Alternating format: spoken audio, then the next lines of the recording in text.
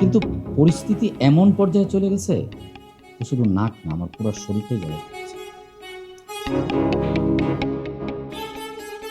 আমি তোমাদের দুইজনের অভিযোগই শুনব, কিন্তু একজনের সামনে আরেকজনের অভিযোগ শুনব। দুজনের অভিযোগ আমি ব্যক্তিগতভাবে শুনব।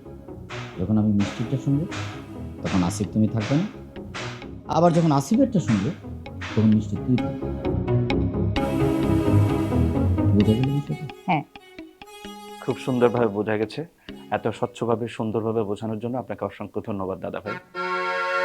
তুমি কিন্তু বেশি কথা বলো। জি দাদা ভাই। মিষ্টি, আসিফ যেহেতু এই পরিবারে একটু পরে যুক্ত হয়েছে, কাজে আসিফের অভিযোগটাই আগে শুনি। কি বলিস তুই?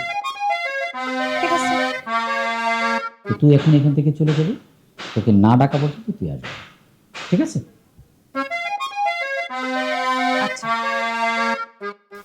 দাদা ভাই, রাকিবের ব্যাপারটা কিন্তু তোমাকে দেখতেই হবে। হ্যাঁ, অবশ্যই দেখবো। তুই এখন যা, না ডাকা পর্যন্ত আসবি।